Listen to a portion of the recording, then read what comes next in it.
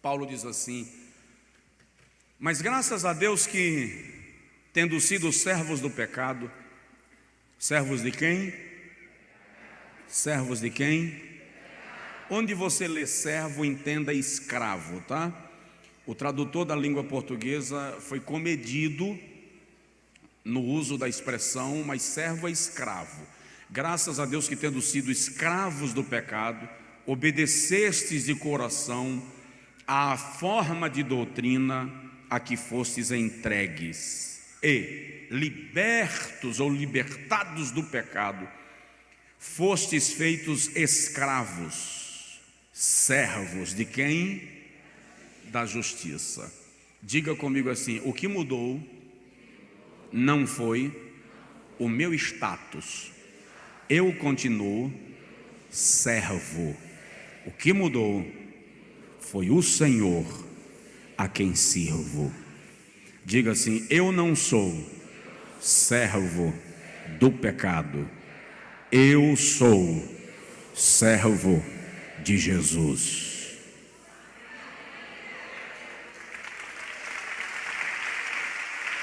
O detalhe é que isso muda tudo.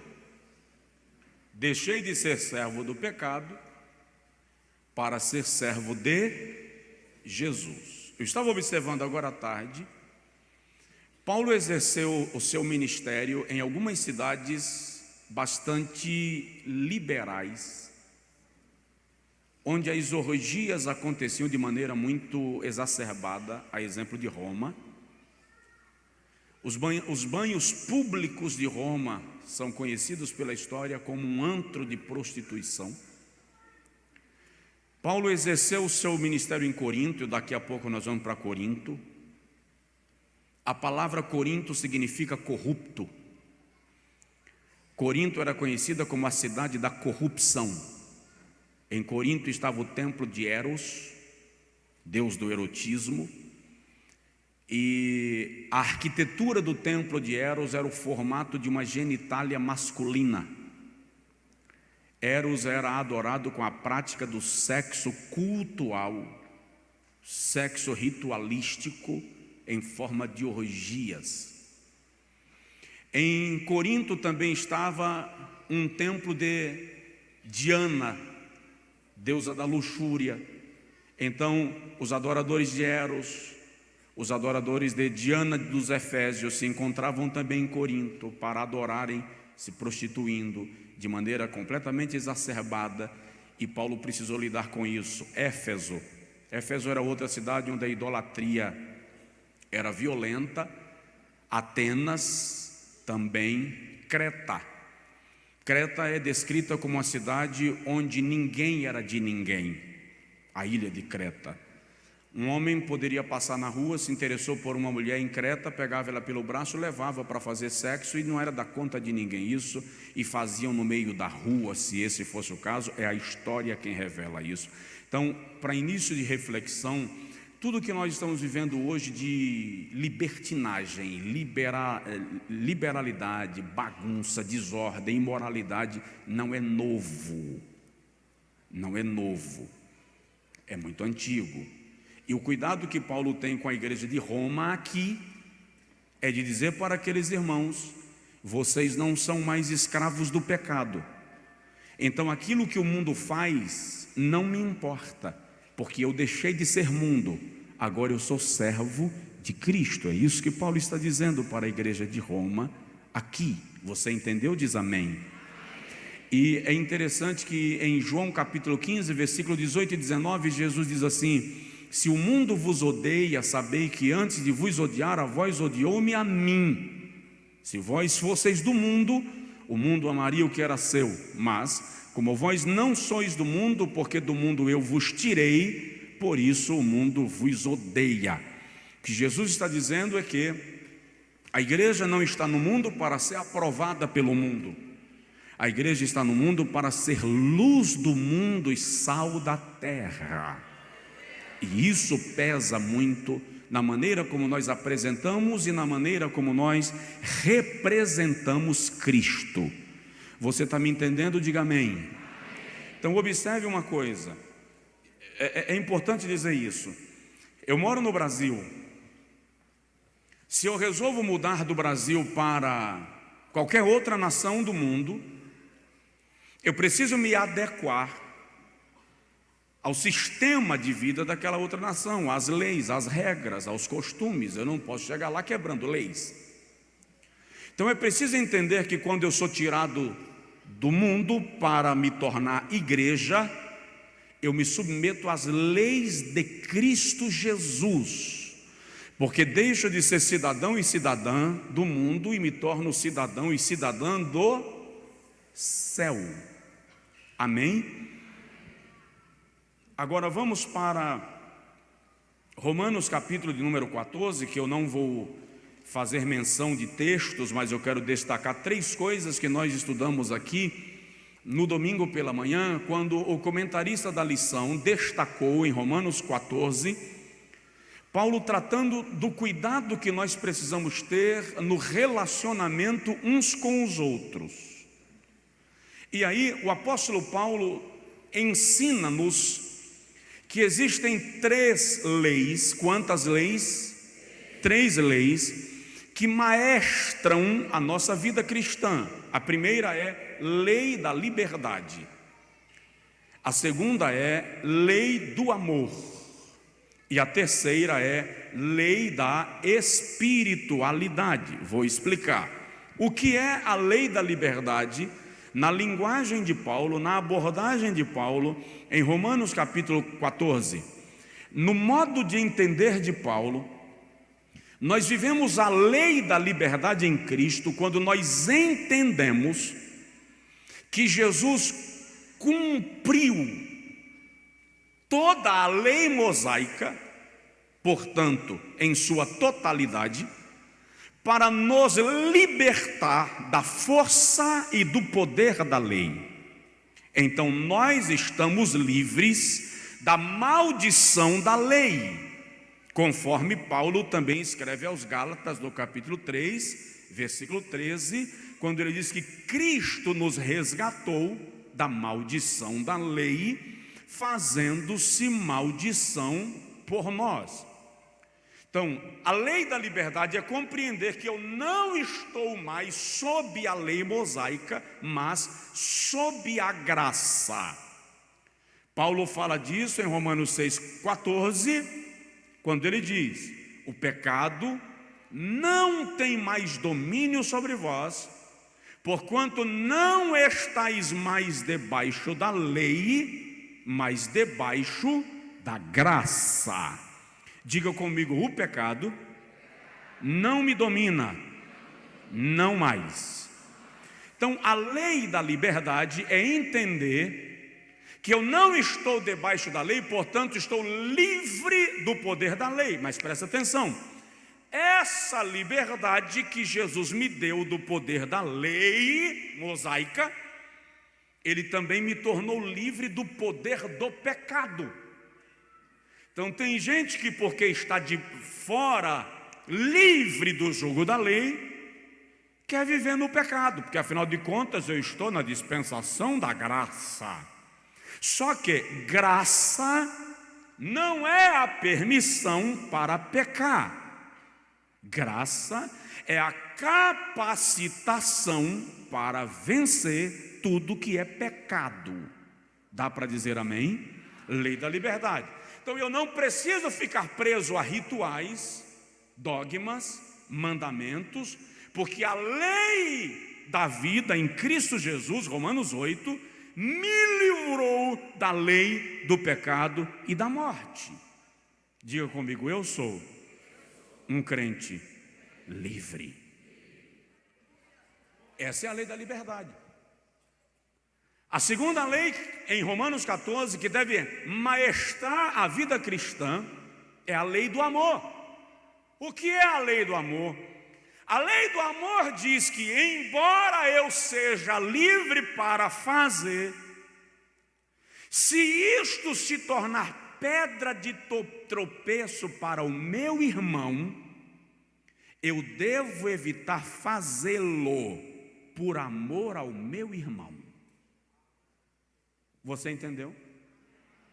A lei do amor diz que, embora eu esteja debaixo da lei da liberdade, e portanto eu não preciso ficar submerso em leis, mandamentos, normas, dogmas e ritos, se aquilo escandaliza o meu irmão, por amor ao meu irmão, eu evito fazê-lo, para que eu não seja uma pedra de tropeço para a simplicidade do meu irmão em Cristo. Isso é a prática da lei do amor. Dúvida? E a terceira lei, que nos maestra, segundo Paulo, é a lei da espiritualidade, segundo a qual Paulo entende que eu preciso ter, isso está em capítulo 14, versículo 21, 22 e 23, quando Paulo dá duas orientações. Primeiro ele diz assim: existem algumas convicções, deixa eu ver que versículo é que ele diz isso, versículo 22, tens tu fé? Guarda para ti mesmo diante de Deus. Paulo está falando aqui de convicção. Você tem convicção de que algo não ofende a Deus e portanto você é livre para praticar? O que Paulo está dizendo é: algumas das nossas convicções devem ser resguardadas para nós, porque o irmão que ele chama de fraco na fé não consegue compreender essa tua convicção, e se você praticá-la, você vai ofender a simplicidade desse irmão. Então guarda-a para ti mesmo, para que tu não sejas condenado naquilo que tu aprovas. Ou seja, o cuidado de Paulo no que tange à liberdade cristã e à ética cristã é tão extraordinário que ele está dizendo: você é livre, mas se a tua liberdade ofende teu irmão, recua. Por quê? Porque os valores espirituais estão muito acima daquilo que você deseja fazer e teu irmão não entende.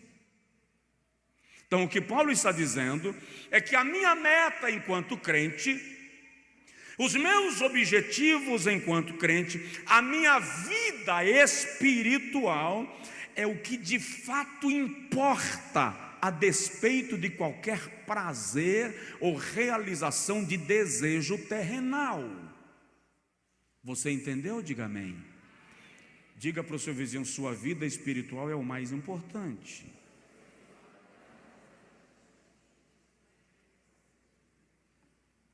Agora vamos para a carta que Paulo escreve aos Coríntios, capítulo 6,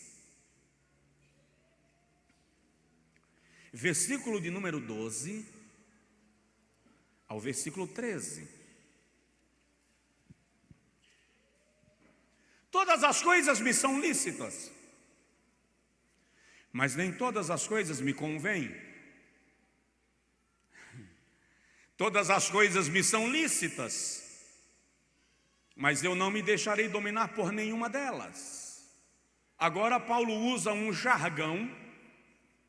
Paulo agora vai usar um jargão que era o jargão, o slogan de um grupo partidarista que havia em Corinto.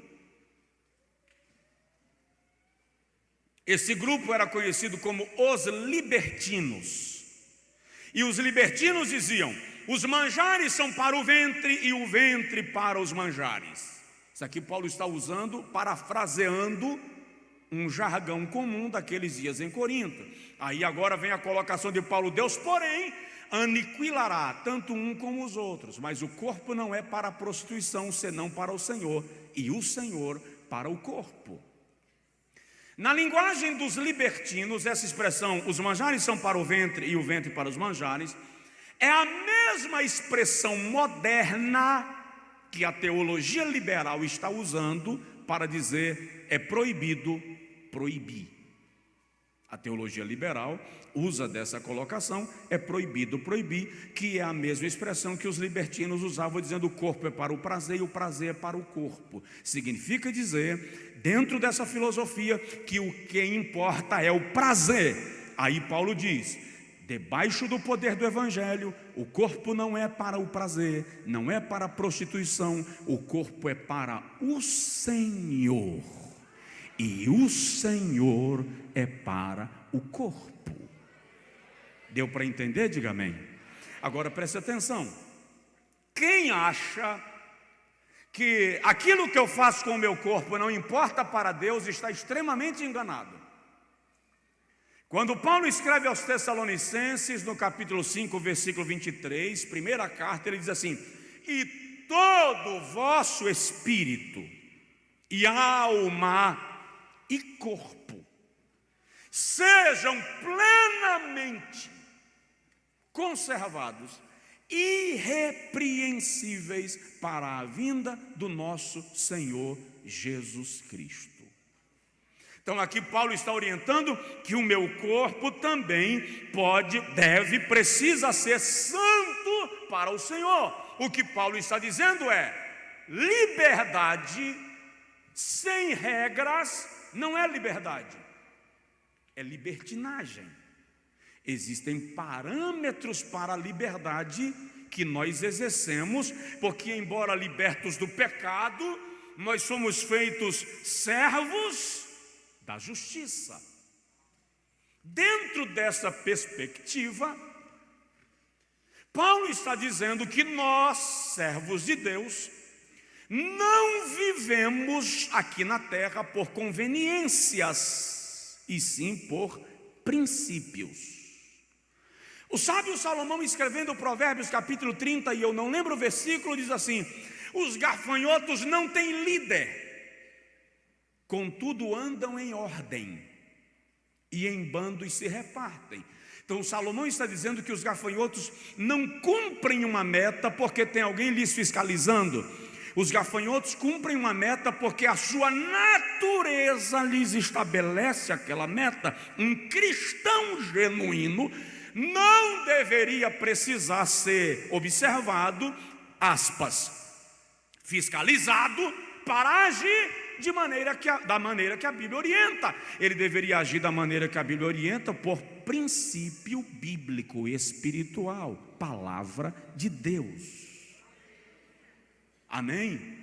Então vamos lá. Agora, dentro dessa observância, alguém vai olhar para mim, porque é normal que olhe, e diga assim: pastor, e o aspecto cultural? Porque a cultura varia de um local para outro, sim ou não? Sim. Aí me faz lembrar que existem 3 códigos de conduta para um cristão que devem ser observados. O primeiro é a Santa Bíblia, a palavra de Deus. Aquilo que a Bíblia diz que é pecado, não tem negócio. A Bíblia diz que é pecado e acabou. Amém?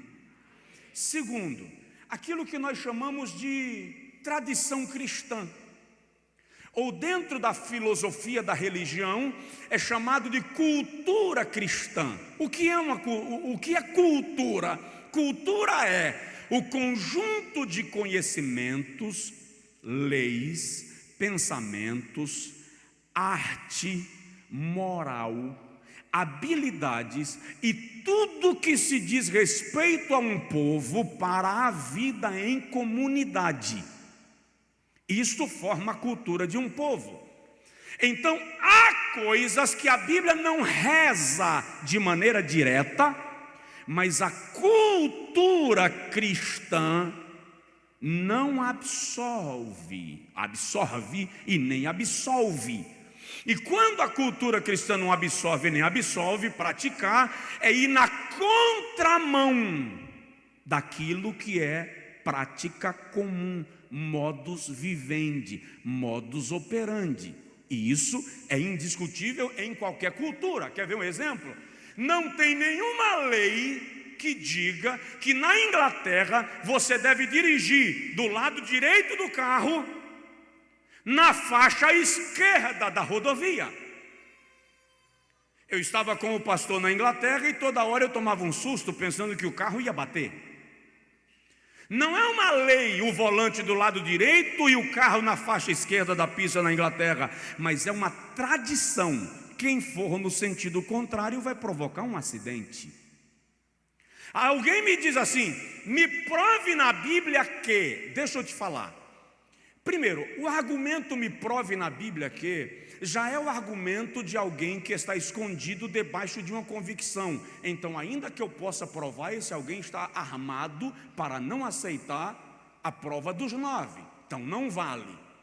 Segundo, é preciso lembrar que dentro do princípio da cultura cristã, olha para cá, dentro do princípio da cultura cristã, a igreja primitiva, quando fazia o convite para render-se a Cristo, aqueles irmãos eram estimulados a abrir mão de tudo que era prática pagã.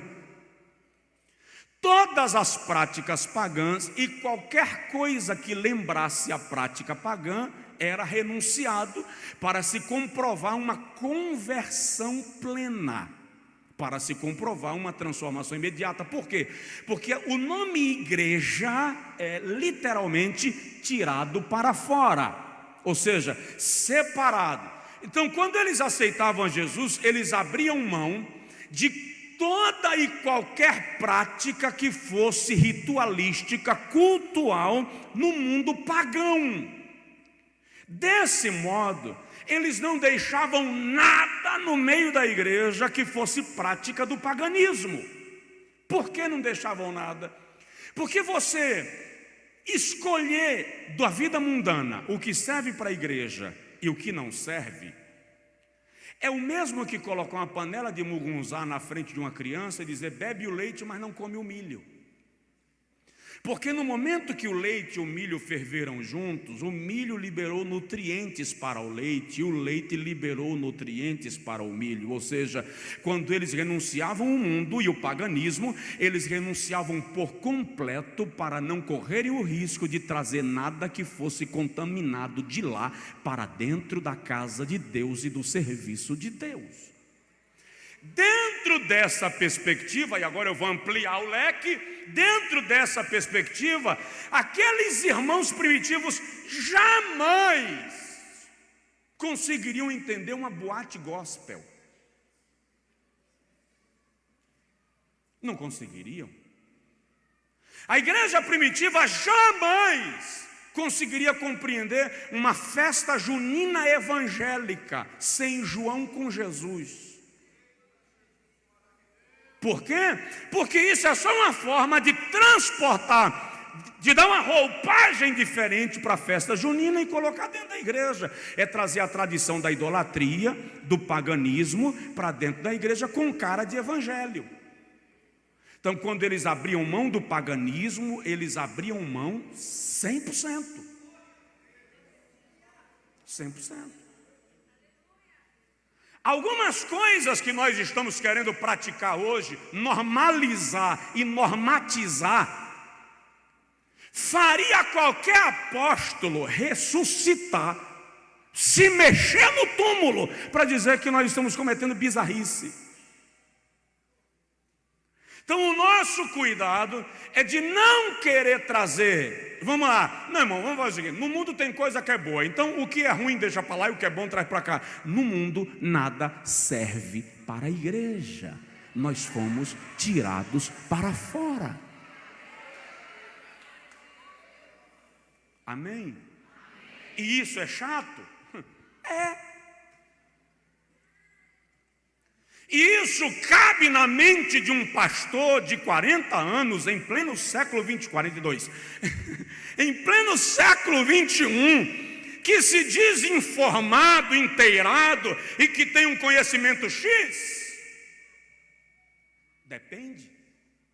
Se eu analisar isso do ponto de vista sociológico, filosófico, eu vou olhar para mim no espelho e vou dizer: ridículo, imbecil. Se eu olhar para mim diante da Bíblia, eu vou dizer para mim: se converta, volte ao primeiro amor, mantenha os marcos antigos, não rompa com aquilo que está funcionando para o bem da obra de Deus e do Evangelho de Jesus Cristo. Então tem um ponto de equilíbrio que eu preciso encontrar aqui. Vamos lá. Quando Deus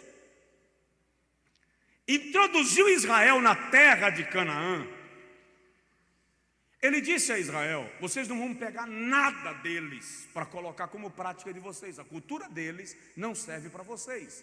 Deuteronômio capítulo 14, versículo 1, o Senhor estabelece uma regra para Israel.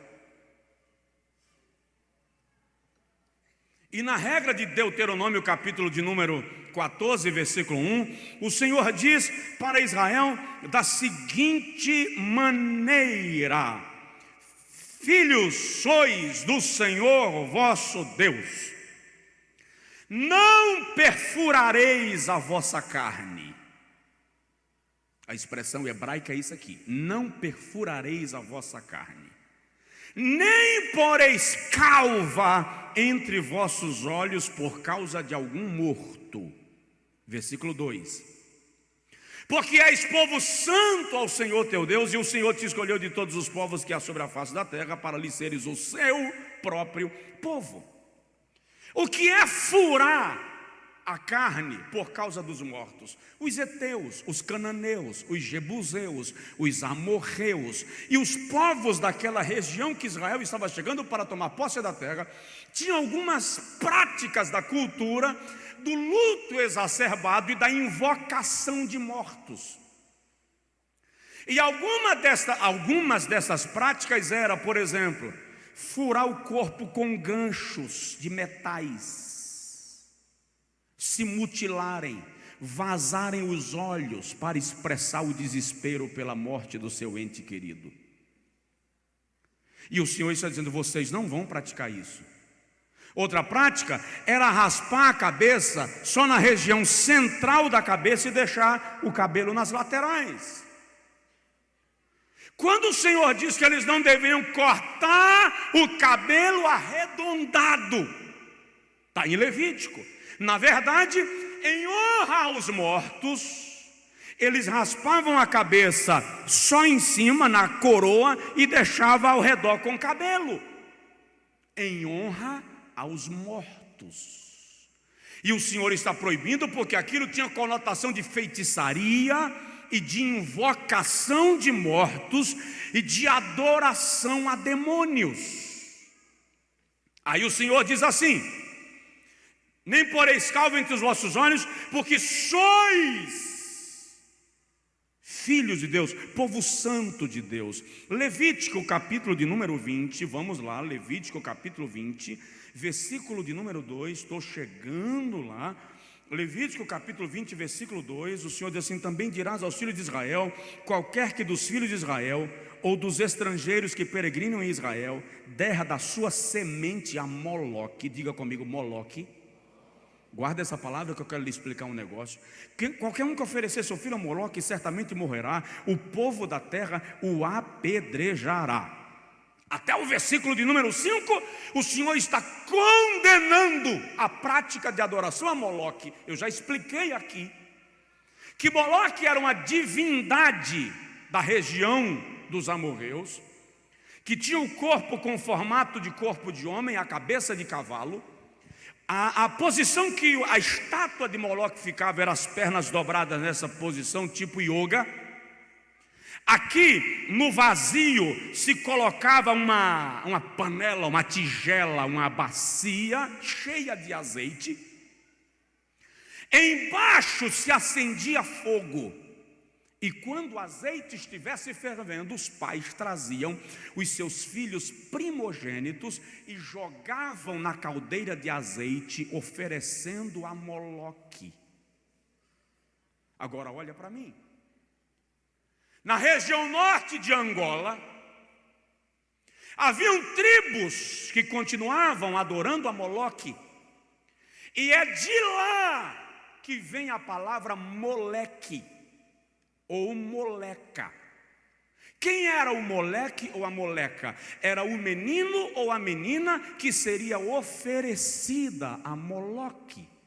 Com isso eu estou lhe dizendo, se você chama seus filhos de moleque ou de moleca, retire isso hoje, cancele isso hoje no nome de Jesus, quebre essa maldição na autoridade da palavra de Deus, porque os seus filhos não são oferenda a Moloque, os seus filhos são herança bendita do Senhor. Quem concorda diz glória a Deus e amém e aleluia.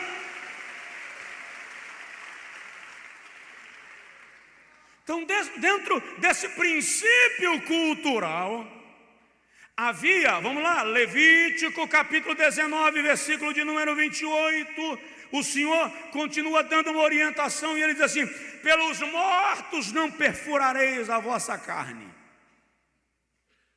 nem fareis marca alguma sobre vós, eu sou o Senhor. Agora eu vou entrar onde um bocado de gente está pedindo a Deus que eu não entre.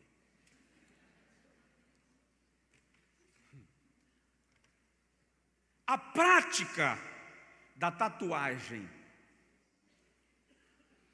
existe há milênios. Alguém no Face essa semana chamou de modernismo. Isso não é moderno.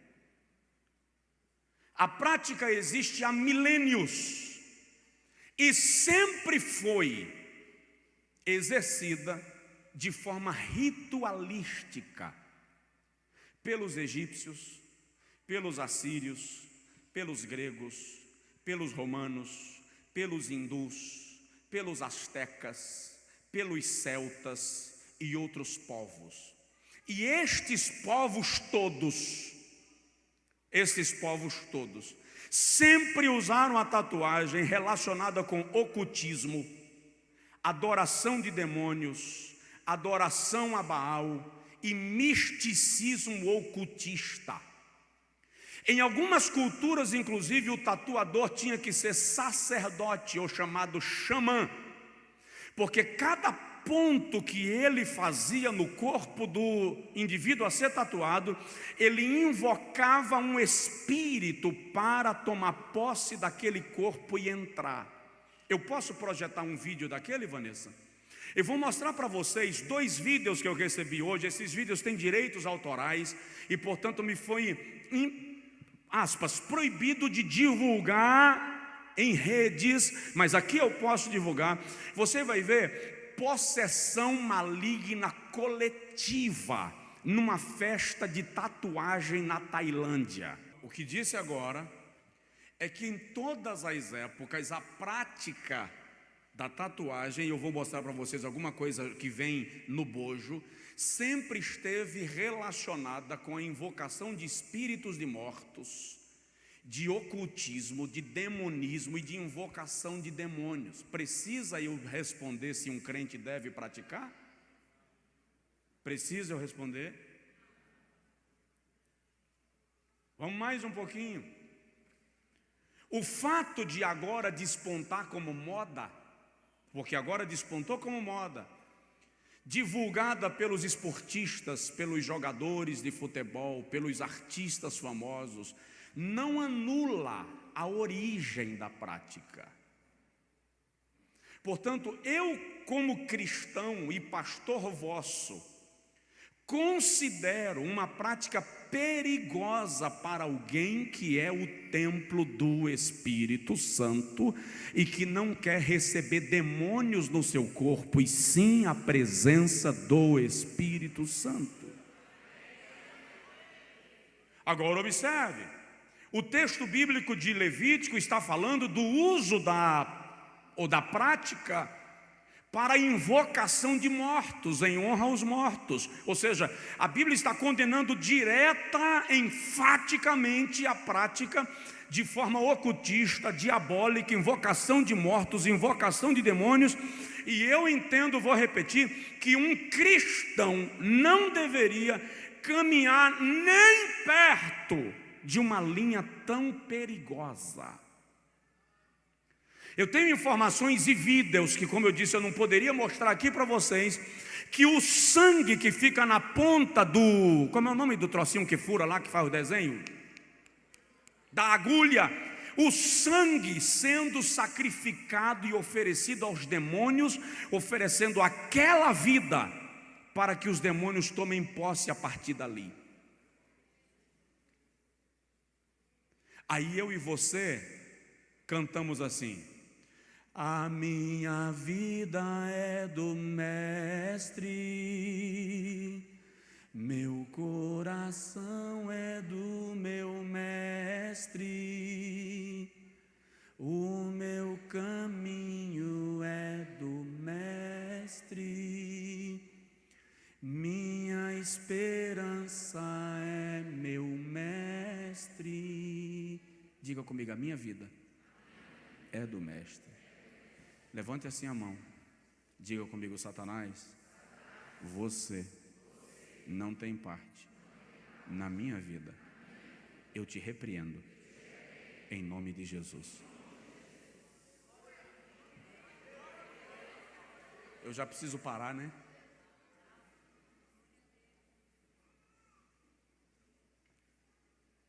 Coloca para mim, tem um slide aí que eu não sei se você vai encontrar, tatuagem no mundo civilizado.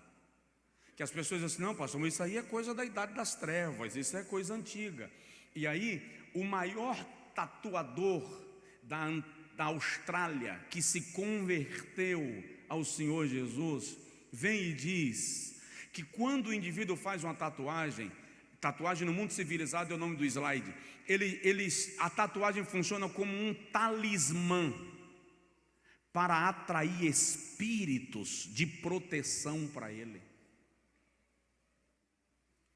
Ou seja, eu e você somos protegidos pelo Senhor.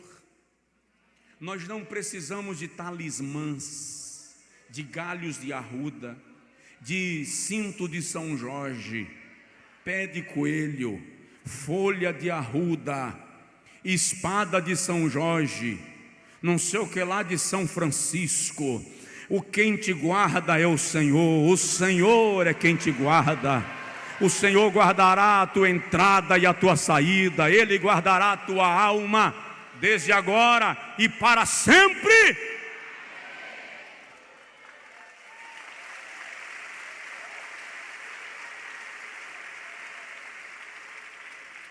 Olha para mim e diz assim: pastor Josué, para.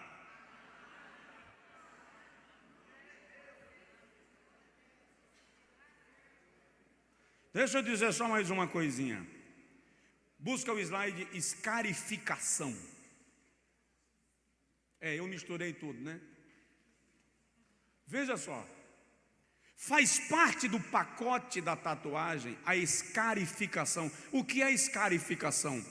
É o método de tatuar no corpo, tirando a pele para deixar na carne viva a figura que a pessoa quer que seja tatuada. Depois se aplica uma substância para criar uma crosta, e quando o cascão da ferida sai, isso aqui é pele humana. É um modelo de tatuagem que era o mais praticado nos tempos antigos, na tatuagem ritualística. É a chamada escarificação. Para quê? Para que os espíritos entrem no corpo por meio das feridas que estão sendo feitas no corpo. Além da escarificação, tem outra prática violenta, feia, horrorosa, chamada de body modification, ou modificação do corpo. O indivíduo faz tantas cirurgias e pratica tanta coisa para ganhar formatos de animais, de monstros, de demônios. Faz parte do mesmo tipo de prática. Você vai ver aí, se ela encontrar, porque eu já fiz uma miscelânea, o colombiano que fez tanta plástica para ficar parecido com um gato. O australiano que fez tanta mudança para ficar parecido com um porco. O outro que resolveu ficar parecido com um demônio, até chifre o indivíduo colocou. Faz parte do mesmo pacote de invocação de demônios e de adoração de espíritos malignos que estão longe da uma prática que a igreja cristã deveria sequer se avizinhar. Então, estamos falando como igreja do cuidado que nós precisamos ter, porque o nosso corpo é templo do Espírito Santo.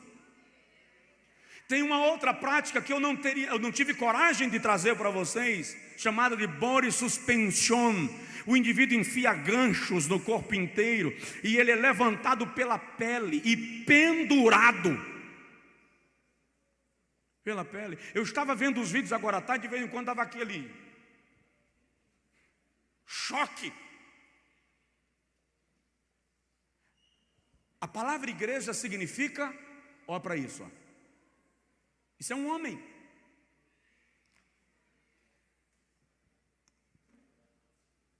Ou o outro. A palavra igreja significa tirados para fora. Existem coisas no mundo que simplesmente não combinam com você, porque você é noiva do Cordeiro. Diz para o seu vizinho: você é noiva do Cordeiro. Eu quero parar e vou. Quando a Bíblia diz, se achar o slide dos piercings, vamos lá, pode falar?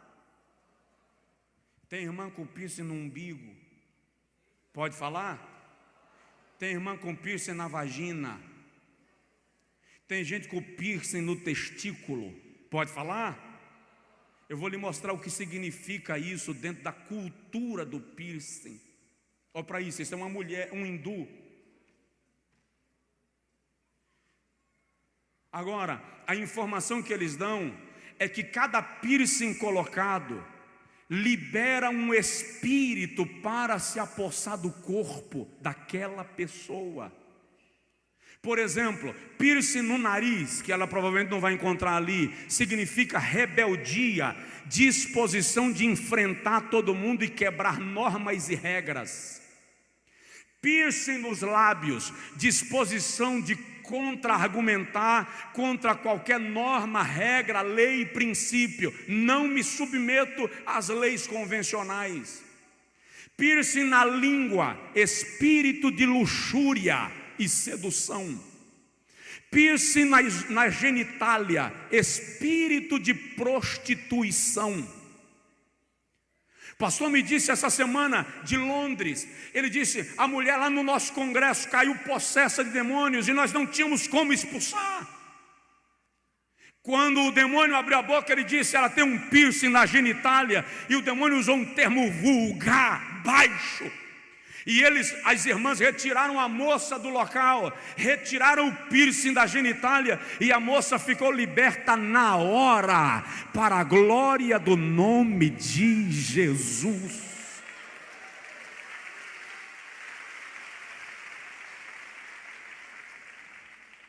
Provoca o vizinho e diz para ele assim: não cabe a você isso.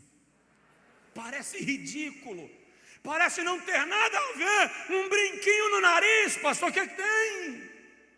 Queridos, Paulo diz aos Coríntios no capítulo 10, que o ídolo em si nada é.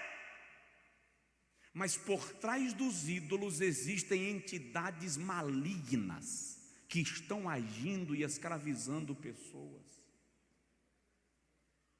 Então esse conceito de modernismo, que não é moderno nada, isso é antiquíssimo, e que libera demônios para estarem agindo na vida das pessoas, aí a gente não entende.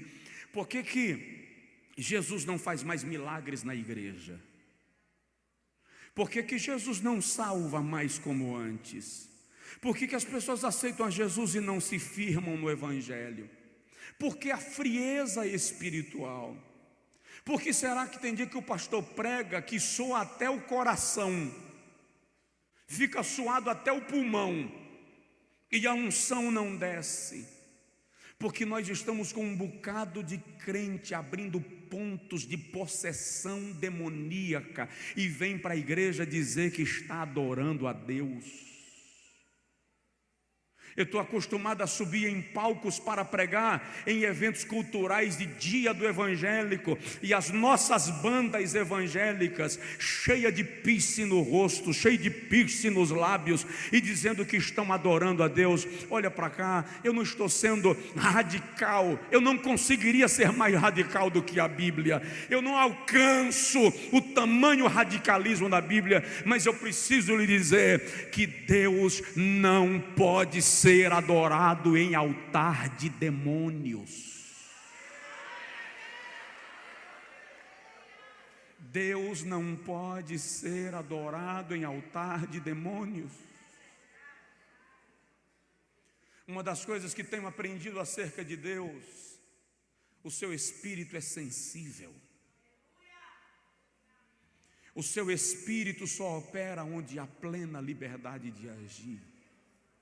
E outra coisa que tenho aprendido acerca de Deus: à medida que você abre mão de você, Ele coloca a sua mão sobre você. Quanto mais você renuncia ao pecado, mais Deus te dá. Quanto mais você abre mão de si mesmo por Ele, Ele dá de si mesmo a você. Quanto mais a gente se afasta da prática mundana, mais a unção de Deus é derramada sobre a nossa vida. Está no tempo de a igreja mudar. Eu disse no início, vão discordar de mim, eu sei. Essa mensagem vai para a internet, vão me criticar lá, vão fazer comentários bombásticos lá, eu sei disso. Eu sei disso. Mas eu disse a Deus hoje à tarde, eu vou pregar primeiramente para a igreja onde eu sou pastor, porque eu vou dar conta deles para o Senhor. A minha orientação para você é: não caminhe em linha paralela com o satanismo.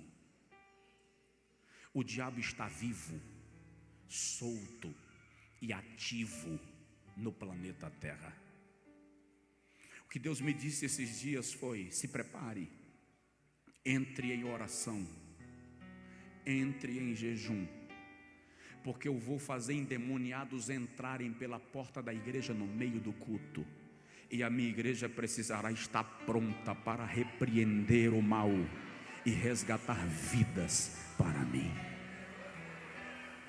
Se você, minha irmã, meu irmão, tem piercing em algum desses lugares que eu mencionei, arranca essa porcaria hoje à noite.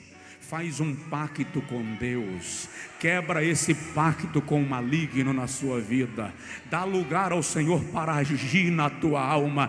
Pastor, eu aceitei a Jesus e já vim tatuado. Ok, quem está em Cristo, nova criatura é, a maldição está quebrada. Você não conhecia a informação, você não sabia o poder da informação, mas agora o poder do Evangelho te liberta, te livra de todo pacto, de todo ponto de contato, e estabelece o Espírito Santo na sua vida, para a glória de Deus.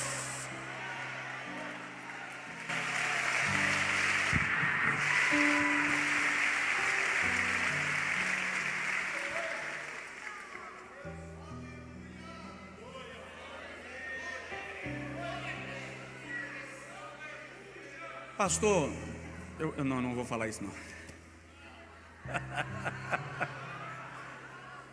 Eu posso tatuar um versículo bíblico nas costas? Carrega uma Bíblia na mão, irmão.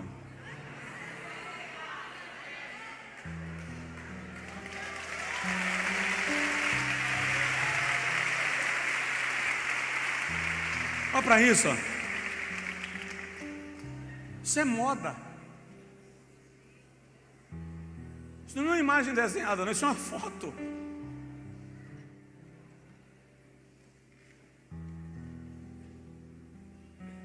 Alguns irmãos saíram daqui domingo à noite assustados. E na segunda-feira me chegou a informação que alguns comentários eram que eu ia liberar geral. Quem sou eu para liberar ou proibir? Sou nada, irmão. Eu sou alguém como tu. Eu não libero nem proíbo. Você é livre em Cristo. Eu só te prego a palavra de Deus e te digo: a palavra de Deus manda ir por aqui. E entendo que obedecer a palavra de Deus é mais seguro. Agora, Aqui eu não vou comentar porque eu preguei sobre isso aqui outro dia, e você pode adquirir depois um DVD que eu preguei aqui, Os Fundamentos da Liberdade Cristã. Não me convenceu ainda. Olha para isso. Colombiano esse moço. Olha para esse.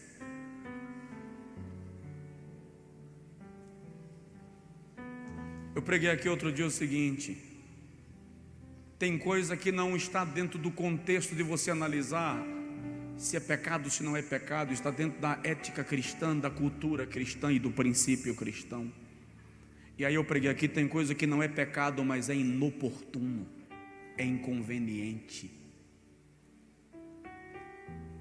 Esse camarada é considerado o maior tatuador do mundo. Olha o que ele diz na revista Rolling Stone. Ele diz que permite que os seus demônios clientes o ajudem a guiar a agulha.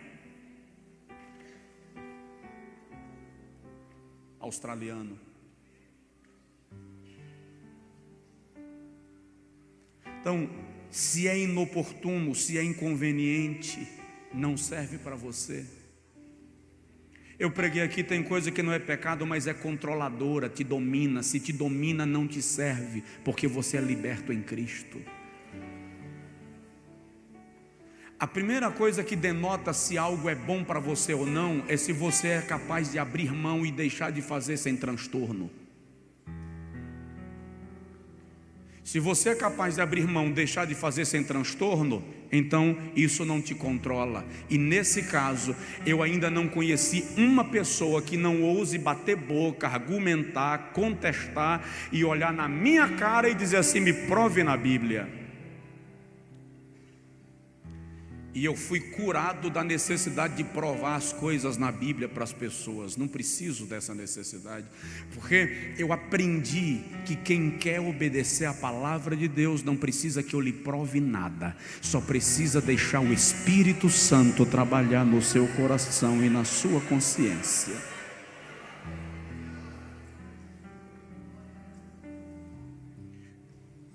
Pode não ser pecado, mas é embaraçoso, é constrangedor, não serve para você.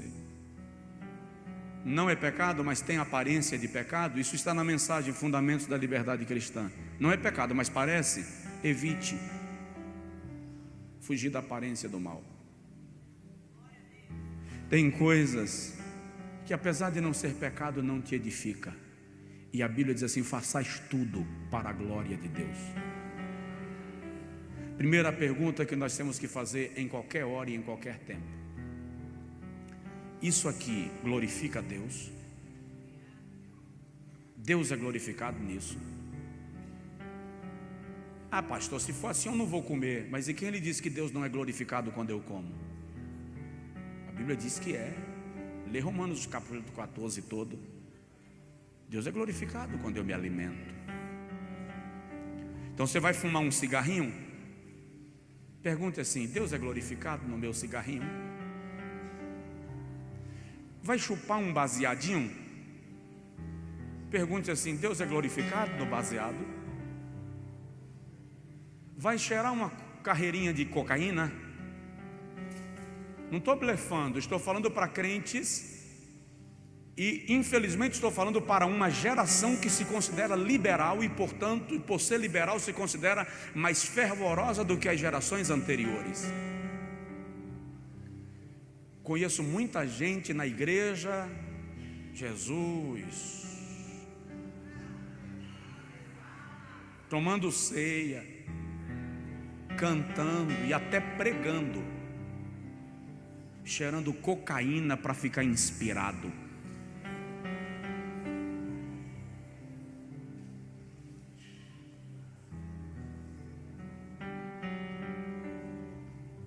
Deus é glorificado nisso. Deus é glorificado quando eu durmo. Deus é glorificado quando eu acordo. Deus é glorificado quando eu cuido do meu corpo, pratico exercício, caminho para manter a minha saúde. Deus é glorificado nisso. Ok.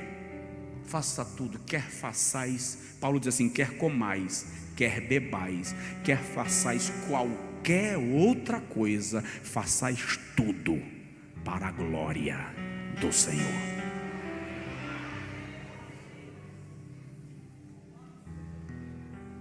Precisa falar mais? Vamos orar? A minha orientação a partir de hoje, quando alguém me perguntar sobre tatuagem e piercing, mudou.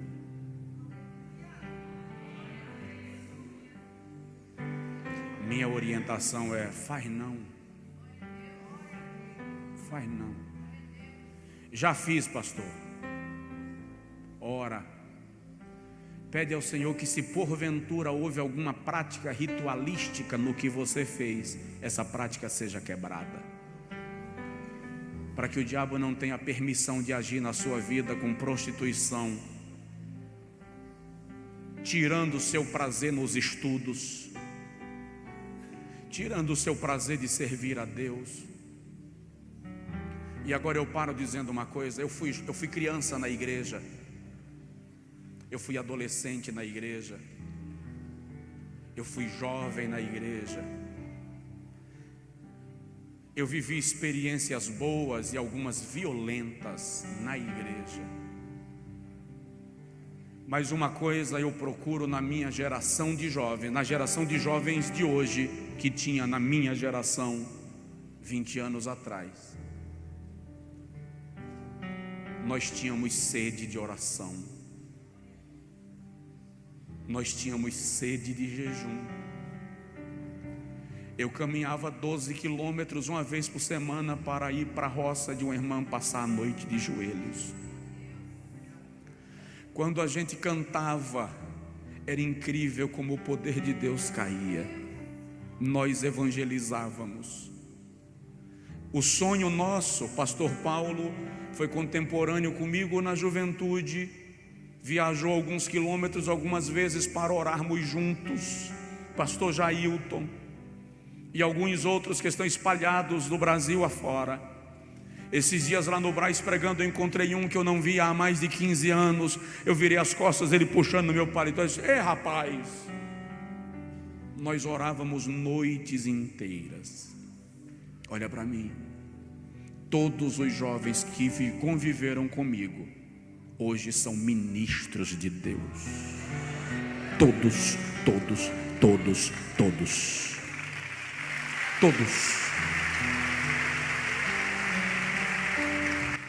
Tem advogados, tem engenheiros, tem historiadores, tem teólogos, tem filósofos, tem médico, mas todos são ministros do altar.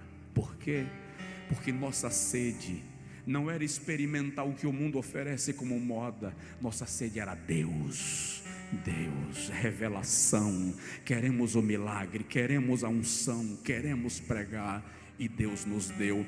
Eu estou pedindo para a juventude desta geração, uma geração que vem logo após a minha, eu estou dizendo ao Senhor: gera neles paixão pelo céu, gera neles paixão por Jesus. Tira dessa meninada, Jesus, paixão por beijo na boca. Eu não vivia ávido por beijar a boca de uma moça, eu vivia ávido por sentir a presença de Deus na minha vida. Sofri, levei pancada, mas Jesus me manteve de pé pela sua graça e misericórdia.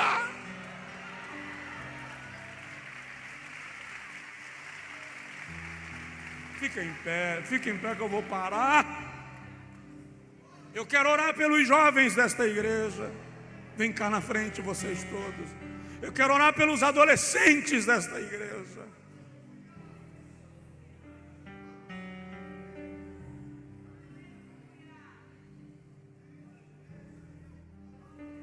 E sabe uma coisa que eu aprendi?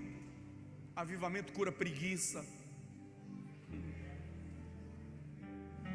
Estou numa geração que não tem ambição, vou usar esse termo, santa ambição por querer ser alguma coisa.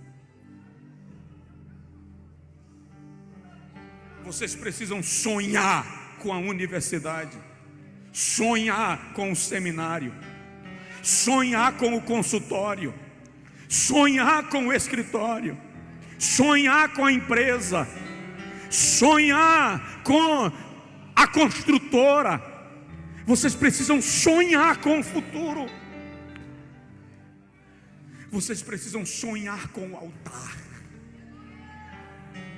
Sonhar com o altar.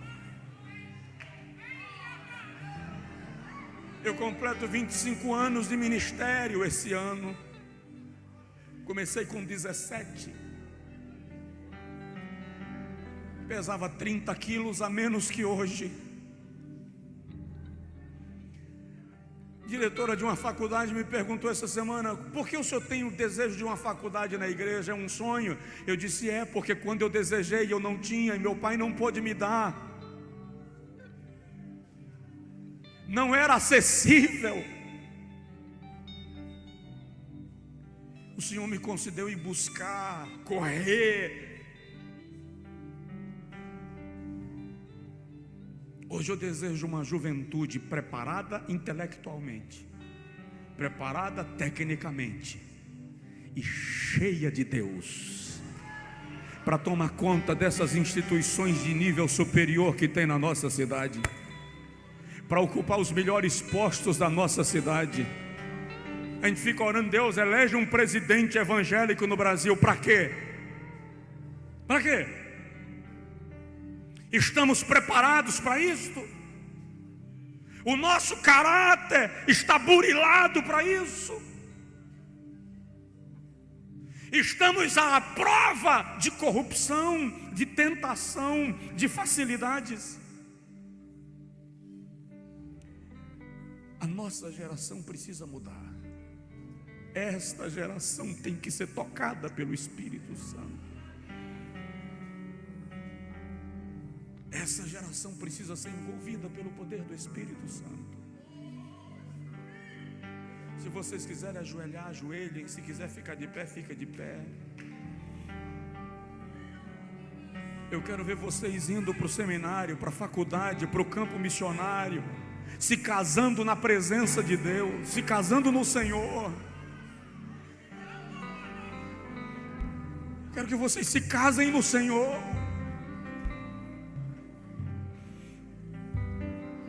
As nossas crianças não serão vítimas da pedofilia. Diga amém. Os nossos jovens não serão vítimas das drogas, da prostituição. Não serão. Nós estamos profetizando que não serão.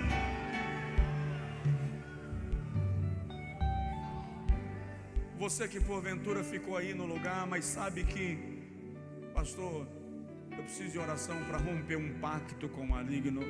Enquanto o senhor falava, o Espírito Santo me tocou. Pode sair do seu lugar, vem à frente, eu quero orar por você.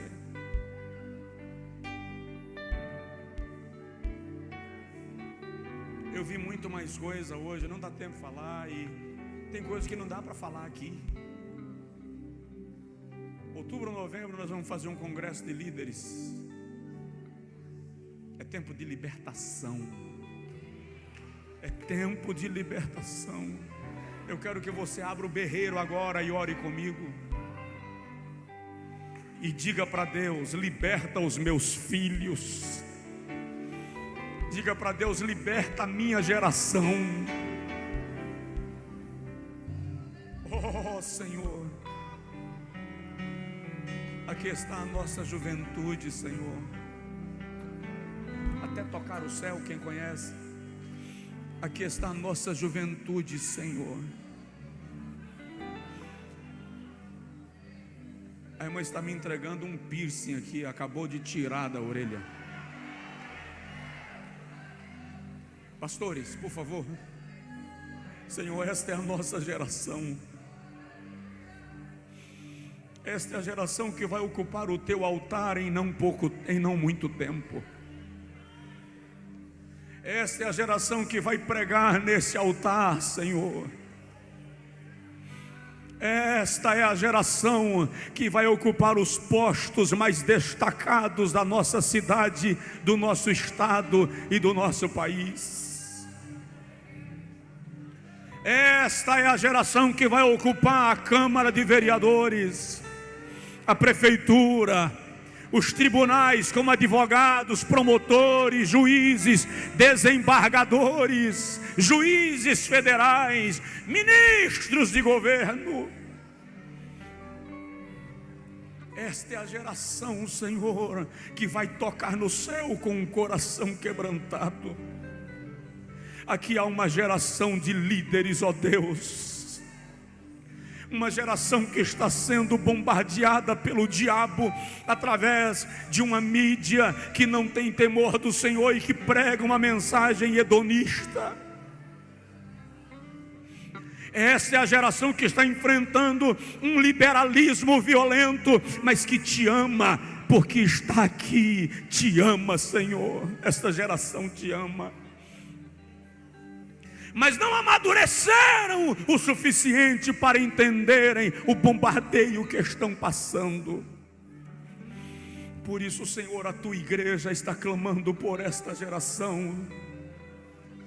Por isso a tua igreja está clamando pelos jovens, adolescentes e crianças.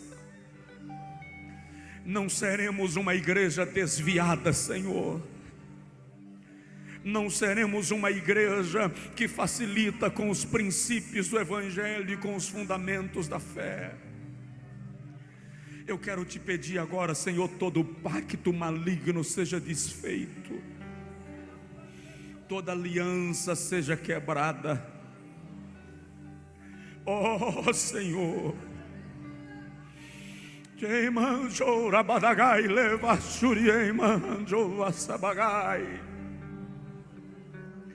tu sabes como às vezes eu sou tentado a facilitar as coisas, para o Evangelho não parecer tão pesado. Tu sabes como às vezes, Senhor, eu sou tentado a trazer mensagens mais leves para evitar a crítica. Mas o Espírito Santo nesta noite nos incomoda para uma vida efetiva de comunhão e santidade.